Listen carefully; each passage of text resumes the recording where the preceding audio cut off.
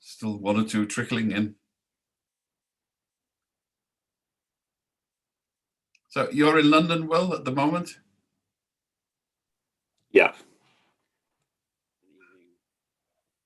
Your sound's off. Is it still off? Now it's okay. Yeah, done.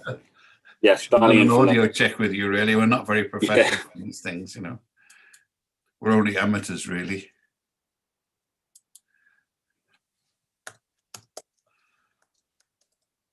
I've already got people signing in for questions. Okay, so I think we should be ready to move. Well, hello, everybody. It's almost a year since the epidemic started and we began these webinars, so it's getting close to it is close to an anniversary. And just to recapitulate the Foreign Press Association's exploits, our very first electronic Zoom webinar, we had to substitute an in-present press conference by a writer from Bloomberg who'd written a novel about the effect of SARS on New York and had researched police responses, government responses, and we switched it to a webinar. And we haven't switched back since then. Amongst the other people, we interviewed Ruth Michelson, wasn't it, from Cairo, who was thrown out by the Egyptian government and is mentioned in the report we're discussing today. We had reports from around the world. We had reports from the American Morticians Association on the impending crisis in the morgues, which was ahead of the curve, and it actually came out. And it's a subject which it's morbid, but people have avoided it because it gave a real view of the death rate when governments were saying it wasn't that bad. You say it's not that bad, and there's ambulances queuing up outside the morgues because there's nowhere for them to go, and the funeral homes are using renter trucks to store the overload. You know that things are there, and that's the type of beat reporting which we sort of lost track of because you can't move around with the ease that we used to. So we're here today to discuss the report on COVID, on their work in COVID from the Thomson Reuters Foundation. We've been having training sessions across the globe, and much of the report, not all, but it's based on a solid framework of 55 of their alumni, their trainees from the various countries around the world. And I hate to say it, there are very few bright spots in it. There are bright spots amongst the responses from the journalists and from proprietors, but universally, as one of your interlocutors in the report said, governments never fail to seize advantage of an opportunity to repress the media, and that's what's happened. And the big difficulty is trying to sort out the good stuff and the bad stuff. Like when the government tells you you don't need masks, is it because you don't need masks or because they think the mask will be better off going to somewhere else than to you? Which was the first question I asked when the government here said, in the United States, said that ordinary people didn't need masks. It was because they didn't have enough for the hospitals. But they didn't say that. And once again, honesty is, it's quite a good policy, fairly consistent. So we had lots of incidents like that. We had complete lying and obfuscation about casualties. And the interesting thing reading these reports from the third world, from Egypt, where our colleague Ruth was thrown out because she actually reported their own statistics on the casualty rate. Places like the Philippines where people get locked up for revealing it, or places where people can actually get killed for going and trying to find these things out.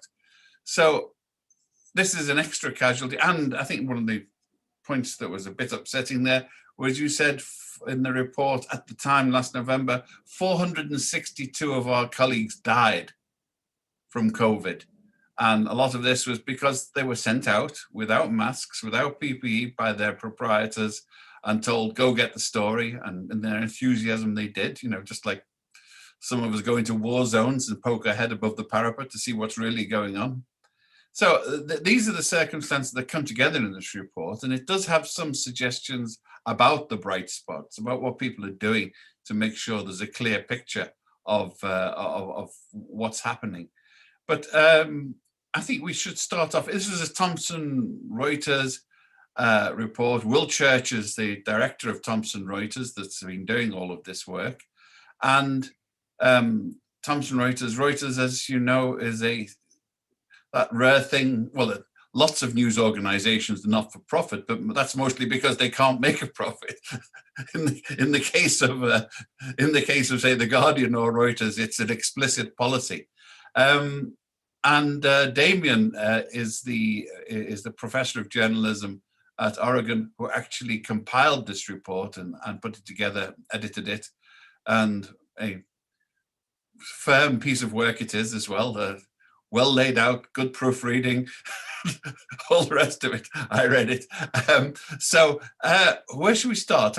How about you, Damian? Can you summarize the report and what your takeaway from it is? Sure. Well, Ian, thank you very much for having us. It's great to be here today and to have a chance to share with you and FPF members some of the findings from this report, which came out earlier this month. And I think one of the things that was really important for us was to, and Will can certainly talk more about this from the foundation's perspective, but I was really keen that we were able to sort of tell the story of, well, what's happened to journalism and journalists around the world, because one of my frustrations when I look at the trade press, both here in the US and also in Europe, is that it feels very North America centric, very Western Europe centric. And yet we know, and this is one of the things that the report shows, that many of the issues that journalists have been grappling with in those environments are universal. So things like the speed of change, with working practices being ripped up overnight and having to adapt to new ways of working, problems and challenges in terms of accessing government data, government officials, questions about the legitimacy of the data that was being presented by government platforms, and so forth. You know, all of this, these are issues that we've been seeing all around the world. So what the report does is tells that story in terms of identifying 4 key challenges that the industry has been facing. Also tries to identify some bright spots. I know you said there weren't many, Ian, but a few in terms of reminding the audience that for all of the challenges, journalists continue to do really important, innovative, impactful work. They continue to make a difference, and as you say, often putting their lives and health and well-being on the line to be able to report and tell their stories. I thought it was really important to show the impact of that work. And that most importantly, the lens through which this story is told is the lens of report. This report is on the ground in 26 different countries, 55 alum of TRF's, Thomson Reuters Foundation's media training programs. And it's their story as they have seen it that I've then been able to kind of package and put together. And I think that's a very unique way to be able to tell that story, with the focus very much being led by the evidence that came in from journalists on the ground, working at the coalface, and then using that to tell this wider, bigger picture. And what you say there were bright spots, people were doing this, but weren't you disturbed by the amount of, let's say, interference with the truth that was coming from governments? Well, that's a good question. I mean, sadly, I don't know that I was that surprised, because I think one of the trends that we identify in the report is that what we've seen over the course of the last year during the pandemic is just an acceleration of many existing trends. So we know that journalism and journalists have been under attack for a while, and that over the last few years, media freedom has been aggressively attacked in a number of different countries all around the world. And as you said in part of the intro, that's only increased. A lot of more kind of hardline administrations, conservative administrations, don't want to waste a good crisis to crack down on the press and to limit press freedom. We've definitely seen that, but that's very much an acceleration of existing trends.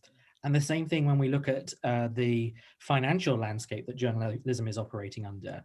We know that the floor fell out of advertising, and that had a dramatic, almost overnight impact on the financial health and well-being of many institutions. But that's not a new issue. We know that advertising has been migrating away from traditional media houses, particularly print, towards Google and Facebook in particular for some time, and that media houses have been needing to find new revenue models and new revenue streams. What's just happened over the course of the past year is that need has just become amplified and turned up to 11. We have Roger Kaplan from the American Spectator is asking, he agrees it's a large question. If the generalization isn't too vast, is it possible to compare the quality of reporting on the epidemic to other times? As a professional of journalism, do you dare do this? Well, I mean, I have to say, I think there's been a lot of really good reporting, and we identified a number of those examples in the report. There's a chapter called Solutions, and that identifies and hyperlinks a wide range of different examples of investigative reporting from all around the world, examples of partnerships between different types of organizations coming together, and a lot of creativity in terms of outreach. So I think for me, that was really interesting to see examples of, for example, publications being created and distributed on WhatsApp in Africa, or podcasts being created specifically on WhatsApp and distributed in Brazil. You know, a lot of innovation there. BBC Media Action in Bangladesh, trying to reach out to Rohingya refugees with kind of 5-minute broadcasts that are designed to be specifically distributed via loudspeakers in refugee camps to provide public health information. Now, I think these kind of innovations are incredibly important to capture, to see if we can learn from them, but also to dive into some of that investigative work that is seen and is cited in the report, and just see, you know, the quality of the work that is being done in terms of holding authority to account and holding public officials' feet to the fire. I think there's a lot of great work being done, and I disappeared into many a rabbit hole once I found some of these publications and their work, because the work was terrific.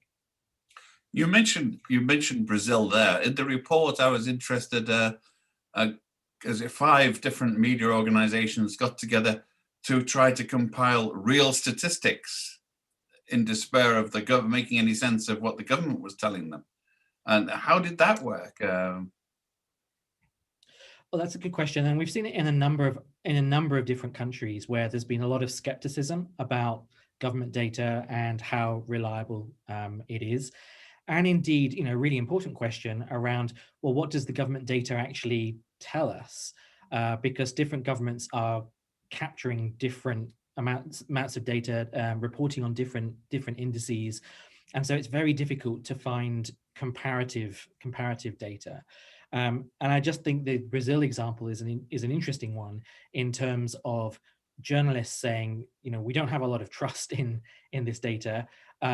So rather than kind of working individually to try and resolve this, we're much stronger working across different outlets to try and come up with a more comprehensive and robust and reliable picture. And I think that partnership model is a really interesting one to share, and one that is replicable anywhere around the world. Or were these 5 competing publications, or were they scattered across the country? I'm just thinking of... Yeah, that's a good question. I confess I can't remember. There's one paragraph in a 21,500 word report, but it's a really great case study. I'll have to go back and look and come back to you on that. Okay, no, it was the comparability that struck me, you know, how useful it was. Like sometimes you'll get a paper, Le Monde and The Guardian or the New York Times collaborating, but they're not in competition, except they are less so now with the internet, I suppose. So what about you, Will? Do you want to explain what your programs have been like on in training the journalists out there, and what's their demand? I mean, because I don't think you're in the camp that thinks that we know best in the West, so we should go and tell them how to do it. Not at all. Not at all. And in fact, there's a lot of evidence that in the geographies we're talking about, they might know best on some issues. They've been covering a lot of these issues for longer than we have in the West. I mean, just for some context, we got to March, April last year. Thomson Reuters Foundation runs training programs for journalists, for newsrooms, news organizations. We do big ecosystem research and legal analysis. We got to March, April last year, and we looked around to see what was going on, and we're like, oh heck, what are we going to do here? So we quickly did some initial scoping programming and determined there were real incoming issues affecting journalists that we work with on a day-to-day basis. So you were just talking about quality of journalism. Does that vary? And Damian said there is clearly amazing quality journalism across these regions in the global south and developing countries. But, to continue producing quality journalism is seriously difficult when all your colleagues are losing your jobs around you. The freelancer pool is growing exponentially. When there's a whole host of new jargon coming into the lexicon of all these journalists, and also quality journalism really depends on access to sources. So there was this great big unknown, and our community of journalists were telling us, we're lost here, we're really confused. So we started putting together a series of programming to address these issues. We created something called the COVID crisis reporting hubs, where we put together programs, so sort of 8-week programs where we could address things like obviously the health crisis, but also what are the economic and social impacts of the pandemic? What is the science behind it? What about the race for a vaccine? How is that going to affect the Western society versus us? Countering misinformation, safety of journalists, your mental health, all these types of things. So we put together programs of work, and we advertised for a trial for 15 journalists from sub-Saharan Africa. And we had 400, 500 applications for that within a matter of days. So these were online. You weren't offering to fly them to London. We had to sort of change our sort of 30 years of approach to this work overnight, almost, to online programming. So we did that, and it was a great lessons learning exercise for us. And since then, we've launched a host of hubs around the world in multiple languages, plenty in the Russian language. Just launched one in Latin America, coming up in the Middle East. But as part of that process, we were thinking, hang on, we really need better insights into what our constituents are facing here. And hence, we started talking to Damian about the possibility of this report. Because, I look after the media freedom side of what the foundation does, but we depend on programming. We approach our work through programming. And so we needed a holistic view of all the different facets of what's happening in the industry related to COVID to kind of inform our programming, to make sure that whatever we do is better targeted to provide actual solutions. And then hence Damian came on board. Yeah, and there's also, it's good intentions are like gravestones over many of these things that you can say, oh, we will stop false news. And it turns out that false news is what I decide is false news, what's inconvenient for me. I mean, we've seen that from Western governments, let alone from any of the third world governments. So, I mean, Angela Merkel, I was having to defend her call to say that Trump should be allowed to stay on. It was dangerous that a private company like Twitter should silence an elected American president. And if people, no, he needed shutting up, but you have to explain there are implications to these things. That there are hidden consequences, collateral damage and benefits to taking precipitate action affecting freedom of the speech. Well, of course, this all builds on for what Damian was talking about. So a lot of the issues under COVID are just exacerbated, accelerated issues that we're facing generally in the media industry. I've only been in this industry 10 years. It's been a bit of a ride in that time. In the last year, everything has just gone supersonic. So, around the Ugandan elections, we saw massive takedowns of Facebook and Twitter. Also the Trump news was far more important in the West, let's say, but actually across Africa, there was really meaningful free speech, media freedom issues happening that no one was really talking about. Lindsay Hilson of Channel 4 did a great interview, but other than that, it's so hard for us I'm based in London to tell the story and to hear the voices of people suffering these really repressive regime, media freedom crackdowns, industry annihilation almost in some places. Kristen Salumi from Al Jazeera, which key case in the nexus between the third world and the first world here. Damian, she wants to know, what can US-based journalists learn from the developing world? would they talk, will you, both of you, in fact, talk about similarities and differences to the situation in the US about the impact of COVID? Can you make those comparisons? Yeah, I think we can certainly make some. So thank you, Kristen, for that question. I mean, I think one of the things that I wanted to emphasize in the report was that there are some sort of best practices that we can learn from. So we've already talked a little bit about partnerships, but I think also in terms of innovation, in terms of storytelling and platforms, ways in which we can engage with audiences and perhaps break through issues like COVID fatigue, which we know from research from the Reuters Institute at Oxford University is a very real issue. So we saw a huge spike in interest in COVID stories at the start of the pandemic, but very quickly we kind of became fatigued about that. So finding kind of innovative ways in which we can tell stories, I think, is really important. There's a great example I included in the report of a publication based in Latvia who came up with a quiz that they just ran on their website around coronavirus, and you would just kind of navigate your way through that as a way to test your knowledge about what you knew about this novel coronavirus. And I thought that was kind of a really fun and interesting example of a way of essentially creating an explainer, but that doesn't look like a traditional explainer. And I love those kinds of examples. Some of the examples in terms of outreach, which I've talked about already, I'm really curious to see, well, how do we potentially learn from some of those examples and reverse engineer them in areas in the US and elsewhere where there are very pronounced digital divides and people don't necessarily have access to great broadband or mobile connections, where they're operating in news deserts, and where we need to find kind of new formats for news to be able to reach out to and engage with audiences. So I think all of that stuff is really important. And then, lastly, as Will said, I think it's also useful for us to think about, well, what can we learn from emerging economies and developing nations that have contended with pandemics more recently than we have done in the West, and therefore they've had experience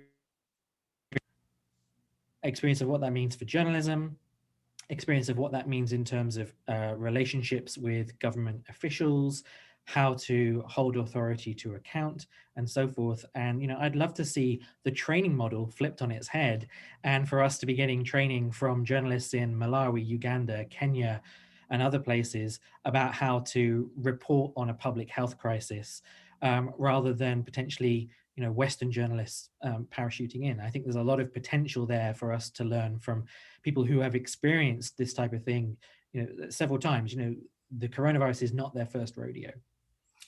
Irina Hungru has picked up on this. How can the media help leaders and scientists to tackle the pandemic? And this comes to a sort of delicate relationship again. If you discovered a report that said 90% of the population of Manhattan is going to be dead in 2 days' time, is there a responsible way to break that news? Or is it shouting fire in a cinema? Or, if the government says, well, it's really much better if you sort of just ignore this and pretend that everyone's going to get a second life in 2 days' time. So there's a balance here between public good and your duty to the public to tell them the truth. Yes, I think alongside that, we also have to recognize that this is such an all-encompassing story that one of the challenges for a lot of journalists is that people are reporting on COVID and COVID-related stories who don't necessarily have an underpinning in health or science. That's not their background. That's not been their traditional beat, but it's been an issue which is infused, in pretty much every story and every beat. And I think that's where the training that Will was talking about with the Response Hub and initiatives like that is so important, because we do need to provide kind of more training to journalists in terms of helping them to understand the science, helping them to understand the data. That's a theme that came out repeatedly in the report, of journalists saying, I had to teach myself a lot of data journalism to be able to make sense of this and to be able to do this report. Their reporting. And alongside that, I think also thinking about, well, what are the kind of questions that journalists should be asking, including the caveats around it? Because one of the things that for me is really interesting here is we're seeing developments happening and new news from the scientific community emerging on an almost daily basis. And a lot of that is happening very quickly. It's preliminary data. It won't necessarily have been peer reviewed yet or published and so forth. So there are a lot of caveats that mean that data are being shared in the public domain that in normal times just wouldn't be. They would be a much later in the process that we would start to have those conversations. And I think one of the challenges for us as journalists is to understand that lexicon, understand that scientific process, and to understand what are the kind of ways in which we need to frame this data and insights to ensure that we're not presenting something as gospel when it might be preliminary data and could therefore cause panic, or conversely hope. We have to understand scientific methodology much more as journalists, and also how we can present that in a truthful, honest and factual way to our audiences. One of the things that struck me, particularly with British government spokesman looking from here, but from here as well, is the way that the science was invoked to shut down opposition, when in fact they weren't talking about science. They were talking about pretty shaky, ropey statistics and manipulation of statistics. And I'd like to say, Will, the courses that you're teaching, to what extent are statistics in there? Because it's extremely important. Most people don't know the difference between an average, a median, an incremental, growth, what 1% increase means, the transmission rates, things like this. You use maps and diagrams to do it, even if you're a journalist. And it is not the science, because a lot of it is probability. Science usually tends to deal with near 100%, but the probabilities here are much less often, aren't they? Yeah, when there's so much uncertainty, it's a real nightmare. So, I mean, firstly, I would say, yes, there is a lot of data, not training, a lot of it, everything's moving so fast. So we're helping journalists to interpret data as it appears and as it comes down through the system. We're certainly helping them approach their healthcare departments to ask for the right sorts of data to provide the right sorts of insight that they need. We're also sort of engaging them with people like Google to help them interpret some of that data, that sort of thing, as part of the training.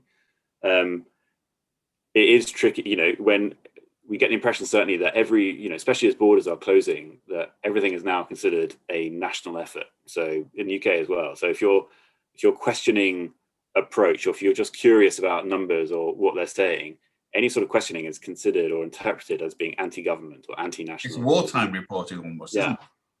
So it's proving proving incredibly difficult. But this is something that journalists are incredibly resilient and resourceful in my encounters with them over the years, and it's amazing how they're sort of finding a way through, and resilience that journalists show in general is unlike any other profession I've come across. I'm going to portmanteau two questions together here from Ali Bullock in CNN and from Frank Gomez. One question is, how can journalists navigate truly fake journalism, as in the socials and backyard reporters? Because one of these, in the absence of feet on the ground and the ability to travel, there's even more of a tendency than before, the economical imperative that used to exist, to rely upon, amateurs, basically, people with a telephone and a smartphone with a camera on. But Frank also wants to know, are there or could there be any sanctions imposed on journalists or media organizations for deliberately fueling of falsehoods, distortions that misinform and harm? And that comes back to the point that, who decides which is which here? Feel free, either of you, to address these philosophical questions. The answer is probably 42, I suspect. But... Yeah, exactly. That's the reality. I think at TRF, we certainly, we fall back on a lot of the Reuters principles that a lot of other big international organizations have. So impartiality, freedom from bias, these types of things.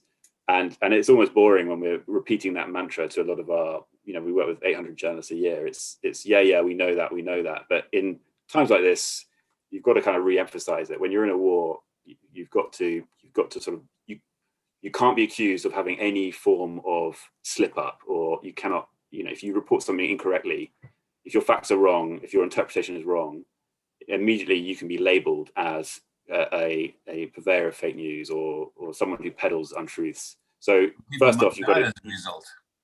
Exactly. So first off, you've got to get it right. The other big thing that I think a lot of our guys are facing is, it's a new way of doing things. So fact checking as a journalistic tool, not as a journalistic product. So increasingly, BBC, Reuters will have Al Jazeera will have big fact checking departments that will not to fact check individual articles, but to go out and check on the biggest rumors of the day or whatever they are. And there was a time, I remember when there were big rumors back in the day that Mubarak had been killed or had died in Egypt. And there was just this vacuum of information. And it used to be that you didn't report on rumor. You never reported on rumor. You just reported facts, etc. And now you have to report on rumor. You have to counter all these rumors, because otherwise, into a vacuum, false information flows. So, but that's hard when newsrooms, journalists are under-resourced, they're small, they are hand to mouth. Creating that sort of that tool and that process is a big job for small organizations. Whose job is it? Is it a national broadcaster's job? Is it a independent newspaper? Is it a small local radio station? So these things have all just been exacerbated and exploded during COVID. And I think alongside that, one of the big philosophical questions that news organizations have been grappling with, particularly during the pandemic, but it predates that, is to understand, well, how do we frame reporting that is perhaps debunking falsehoods? And is there a risk that actually reporting on falsehoods just amplifies that story, and that all people remember is the headline? They don't necessarily read the full story, or don't necessarily appreciate the context and the nuance of it. And so, I think, that's a really interesting question that I know, newsrooms have been grappling with for some time. I think we've seen a lot of that in the Trump era here in the States, where there was research which showed that the majority of misinformation as it related to COVID stemmed from Trump. But if you drill down further into that, actually it was stemmed from reporting of what Trump was saying. And so there are, really interesting kind of philosophical questions there. I want to go back to the two questions you asked earlier, Ian. And the answer is always 42, obviously. But to the question about sort of boots on the ground, actually, this is one of the things I forgot to mention when we had that earlier question around, what else can we learn from emerging economies and journalism in the global South. I think trying to find, for international outlets, opportunities for them as much as possible to work with journalists who are on the ground and who are familiar with that territory. Will's already alluded to this. We've seen thousands of journalists lose their jobs all around the world, and we've seen a massive influx of more people becoming freelancers as not necessarily out of choice, but because their permanent jobs at news outlets have disappeared. So we know that there are thousands of journalists who are very experienced and well placed to tell the story of what's happening in their own backyard, and that they are also really keen to try and find opportunities to tell those stories internationally. A lot of those freelance opportunities have disappeared, both at a national and an international level. But I think that's one way in which potentially, working in partnership rather than potentially reporting from a distance or parachuting journalists in, I think that's something I'd love to see more of. And to Frank's question about sanctions, one interesting thing that we saw whilst putting together the report was that we are from governments who are potentially penalizing media outlets who criticize their approach or perhaps are not towing the party line. And that can take numerous forms. So there was an example in Tanzania of a TV station that was suspended for nearly a year, for 11 months, as a result of reporting that the government disagreed with. In Zambia, there was an outlet who refused to run essentially what looked to be sort of PSAs that the government wanted them to run, because the government was already in arrears with other previous advertising campaigns. And so the government took away their license. And this is really challenging in a lot of developing countries where the government is a major advertiser or a major source of revenue. And that inevitably over the course of the past year has led to some conflicts between journalists wanting to do their job and governments who might not necessarily agree with the story that journalists are telling. Speaking of telling the story, it suddenly occurred to me that we're three Brits who obviously like science fiction. The number 42 is a reference to the Hitchhiker's Guide to the Galaxy, where there's a long shaggy mouse story that involves trying to find the answer to the questions of the universe, and the answer is 42. That's why the numbers come up several times so far. Maybe a very niche it is a fake joke, yeah. I think. But Roger Kaplan says that there are whole battalions of journalists who cover health, medicine. Is it possible to assess how well they exercise the basics of putting the breaking news in lay-friendly terms and at the same time putting seriously skeptical questions to government health authorities? Do you find the profession asked good questions and translated accurately what they heard and saw? Will, please. I would say in a lot of the regions where I focus my day-to-day work, I don't think there are legions of health reporters. I think, I don't want to pick on a country, but there's generally geographic differences in the level of journalism as a whole. There are very good journalists in every country for sure. I think in terms of what's expected of a journalist in certain countries, it does vary. So part of our role is we often find, not that we want to go in like this, but we often find that part of our role is explaining the role of a journalist to journalists. If a journalist has come through through connections in the industry, might not have the education, might not have done any formal training, often like making sure people understand what they're supposed to be doing is something that we have to sort of build in from the beginning of our work with any particular journalism or even a news organization. A lot of startups we see around the world are people with a really not a vested interest, but people who really care about their community or care about issues, but actually don't have any formal training, so actually don't know what they should be doing and what questions, how to ask a balanced question. What is the the responsibility and the consequence of writing a headline that is actually going to distort the conversation or distort someone's view? So I think journalists who understand the remit and roles they have are way more likely to ask the appropriate questions to governments. And of course that varies in terms of, are you going to be singled out? If you ask a difficult question, are you going to be excluded from the next meeting? It's happening a lot now with Zoom calls. They just don't accept your, it was easier when you could turn up and bang on the door of a health centre. Like all these things, it varies. And I was going to say the same thing, that I think one of the biggest issues has been access, that there's been a purposeful reduction of access to journalists. So it's actually been incredibly hard to ask those kind of questions. So, we've seen people in different types of outlets often being shut out of press conferences in terms of like physical press conferences, or not able to join Zoom conversations. And then if they are, often no questions are taken. So it can actually be very, very difficult to ask the right questions, even if you've got them in your notebook and you know exactly what you want to ask. Having the opportunity to have that dialogue with officials and to be able to do that on the record is incredibly difficult. And it's not just with officials, it's also with other expert sources. So one of the examples we highlight in the report is some doctors in Turkey who were arrested for talking to the media about the realities of COVID. And that's something that we've seen multiple cases of, that sources, medical sources, and people working in the health professions are really, really wary about talking to journalists and talking to journalists on the record right now.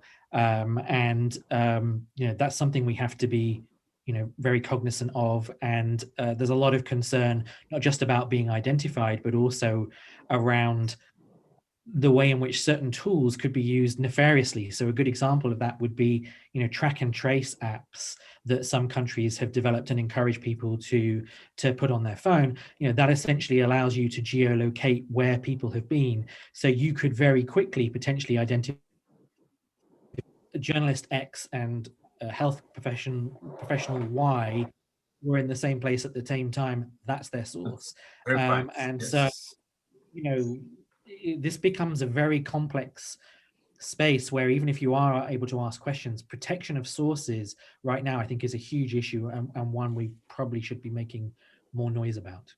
Yeah, do you have courses on that? Because, I mean, it's become a serious issue that if you used your cell phone to talk to a confidential source, then the source is not going to be confidential as soon as somebody switches their computer on and does the tracking from the tower.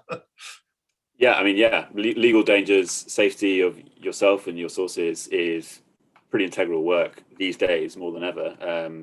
Certainly on these hubs, it's been included. I mean, as a report shows, there's so many different ways now which you can be caught out as a journalist. So again, I mean, it's the sticking to tried and tested journalistic principles, being transparent. Carrier pigeons, envelopes under dark corners of bars, all my old stuff. Exactly. Yeah, but journalists do have to. They have to. We have to help, and people have to realize that journalists have to assess their own situation and that of their sources, and make a decision. And the editors have to understand that as well. Well, going back to your point earlier, only this week the British Health Minister walked out of a Zoom conference, as I saw with a bit of horror, on a primetime television show. She just shut it up and said no. Yes, yeah. I mean, it did her more damage than him, but at the same time, it is not good for transparency and public faith if your health minister can't answer a question without exploding. Yes, it was a terrible incident. Okay, leave it at that. Kristen Salome comes in again, and she's on the social media fake news debate and it comes back to my question about Angela Merkel raised. Who's better able to police fake news, in your opinion? Governments or social media companies? If sunlight is the best disinfectant, are media up to the job? And if I can continue on there, I noticed towards the end, you talk about the contributions, the good things that Facebook and Google and others have done to help contribute towards the sort of tail end of the financial aspects of the crash of media. I've always thought if they just made sure that journalists were paid when their work was plagiarized by the social sites, even a fraction of a penny per person or per ripoff would actually do a lot to contribute to the economic health of journalism. But you answer that one now. I mean, I'll start. It's going to be an absolute. It's going to be really fascinating to see what happens in Australia. Whether Google follow through with their threat to pull out of search, as the government there set up a system by which they'll have to pay for media they use or display. It's happening in France as well, so very interesting as well. At the moment, I think it's all under wraps. What some deal has been made. But anyway, I mean, but that's. I think I'll have to leave it to academics to determine who is best placed to do it. Obviously, the media industry won't give in without a fight. But it's not concerning. It's the concern I have is if what we do in the West sets a precedent for the rest of the world and how they should manage social media going forward. There are certain governments that you wouldn't trust at all to be in that position, and when you look at countries like Philippines, where the internet is basically Facebook, so one company holds pretty much access to the internet, everything is done through Facebook. You worry that if too much power is in the hands of that company, it's a recipe for disaster. So you've got governments, the companies, and then the media industries themselves, but there's no clean answer. Well, you have a monopoly company like that, it makes it very vulnerable to the government at the best of times. For sure, in lots of ways. Regulatory, or even, hey, pull the plug or else the Chinese approach.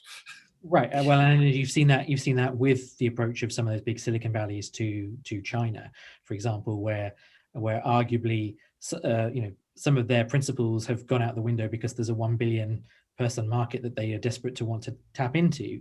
I mean, I think just to go back to your question, Ian, about, I did highlight that in the report because I thought it was important to mention that, there has been this investment from these tech platforms, but as we also note, it's a drop in the ocean in terms of what is needed, and the sheer volume of applicants for those grant funding programs was huge. I mean, your percentage ratio likelihood of success was very small. Will gave an indication of the demand that they saw for the reporting hub in Africa.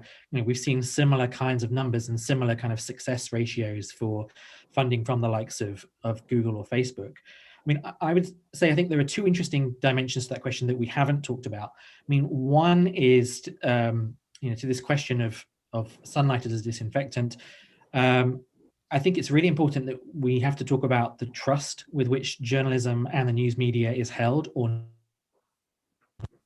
around the world. It's very easy for us to assume if journalists are doing a good job, then that will punch through. And unfortunately, that's not the case. So one of the examples I cite in the report is a survey from YouGov that was conducted in 26 different countries during the early stages of the pandemic, and found that in every country bar one, which was Malaysia, people said they trusted their friends and family more on COVID information than the media. And I think that's a very troubling statistic, and one that perhaps shouldn't surprise us. But I imagine most people's friends and family are not experts, will not be as plugged into the data and the reality as a lot of journalists are, but people are trusting friends and family, they're trusting material that is shared with them on closed social networks, as well as kind of more public platforms. So it's very difficult for us to punch through, even with really good reporting. And I think that's a huge issue. And that lends itself to the second issue I wanted to highlight, which is one around news literacy and media literacy, which I think has been shown to be more important than ever during the course of an infodemic. That ensuring that audiences and citizens, media consumers, have the skills that they need to interrogate the media that they are consuming, and that they do so with a critical eye. And I think that doesn't happen often enough, and we need to be talking more about how we can equip people on the ground who are consuming media with the skills they need to be critical information consumers. I think the most despondent-making piece of information in there was when populations were asked to assess their trust in the media.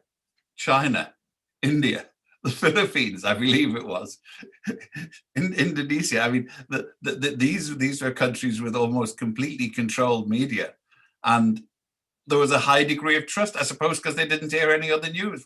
Or do you have an explanation for why there'd be such a degree of trust in the Chinese media, for example? Well, I suspect Will can probably answer that question better than me. But I think what it shows is there isn't necessarily a direct link between media freedom and trust in media. You might kind of assume that there is until you start to dive into some of the reports from Freedom House, for example, and others which show that kind of correlation. And I suspect it is probably, as you say, in part because of the narrow lens of news as it is presented to audiences. You don't necessarily have kind of conflicting information sources that you can then consume and read, and from that try and make up your own mind as to kind of where on that truth continuum you think reality actually lies. We're still very much, the media's, ever since the 2008 meltdown and the electronic meltdown, the transfer, the media has been in terra incognita in terms of what revenue model, circulation, trust, etc. And Simon Locke is asking about whether paid digital firewalls to access the media, are they part of the problem or part of the solution? I mean, I tend to think media should be free because I try to consume so much of it. It would cost me a fortune if I had to subscribe to every site I clicked on. Well, go on, Will, because I've talked a lot, so I should let you answer this. I mean, that's a journalism. Journalists need to be paid, and good journalism costs money. But in certain parts of the world, it's expensive, and it's a balance you've got to make about reaching the most amount of people with trustworthy news versus keeping the industry alive, keeping a good, strong, responsible industry going. And in a lot of the places where I tend to focus my work, it's not possible to have paywalls in general for certain niche areas, certain financial news, or certain other industries. It's definitely something to be looked at. But actually, there are tons of other ways of making money than just digital paywalls. There are, looking at, we work with newsrooms. We're working about 27 newsrooms this quarter, and each individual newsroom has its own way of making money. So we work with a newsroom in Liberia. They have a printing press. We help them just to convert that into printing other things during the week, so they can bring in extra revenues, so non-journalism revenues. A lot of media under pressure in certain countries can tap into a diaspora in the West, for instance. So journalists in Moldova can tap into UK and Ireland communities who really want to understand real news from those companies. The other big thing is what we're seeing in countries where media freedom is at risk. So let's say the advertising market is under state capture, so there's no access to local advertising. You can actually go direct to the big players. You can go direct to Coca-Cola, and this is what we try to help them with. Coca-Cola should be able to pay directly into a news media company that they can trust is producing fair, accurate reporting, bypass the local market, and actually sort of bring better awareness to a brand that's important for the free press in that country. And we've got a million examples of this. So there are other ways. It does work then. I mean, obviously, let's not get bowled over with the idea of altruism, but you can put pressure on Coca-Cola in the headquarters here, through shareholders. You could do it, yeah. I mean, not often. There we are, truth in advertising. Yeah. So, but I would just add to that. I mean, I do think Simon makes a very good point that it is an issue in places where there are paywalls. We've seen over the course of the last few years a greater shift to reader revenue as a primary source of income for more and more media outlets, and the number of free stories you can access before you hit a paywall typically reducing. And we've seen more paywalls introduced and you hitting the paywall much quicker over the course of the past year. So I think that inevitably will push some consumers towards free media, and that free media might not be as accurate or as trustworthy. And we also shouldn't forget that many people are suffering a lot of financial hardships right now as a result of job losses, pay cuts, furloughs, and so forth. And, at a time when your household income may well be reduced, having additional things to pay for, like media, might just be one thing too many. And so we have to be very cognizant of that yes, good journalism needs to be paid for, but paywalls are not the only solution or only part of that revenue mix. Well, some media outlets were putting their COVID stories on their free section. Is that general, or has there been much of that? Is there pressure can you apply pressure for people to make vital information like this free? That's certainly been the case here in the States, and indeed in some other countries. But we've also seen examples like McClatchy here in the US, a big local newspaper group. They decided a couple of months into the pandemic that actually they were going to start to put their COVID content behind a paywall because they were continuing to see advertising rates drop. They needed to try and plug that revenue source, and they thought that reader subscriptions was a primary way to be able to do that. So not everybody's been making their COVID content free. I think another issue for news organizations is, you might make that COVID content free, but what you really want to do is then develop a deeper relationship with that audience. So they come to you but then you need to introduce them to some evergreen content or something that is non-COVID related to nurture that relationship, which hopefully you will then translate into a meaningful long-term, ideally financial relationship. But I suspect, the bounce rate from COVID stories has probably been quite high. So we're coming towards the end. So what's your next venture to take this forward? You've got the report. It's what are you doing to implement its conclusions?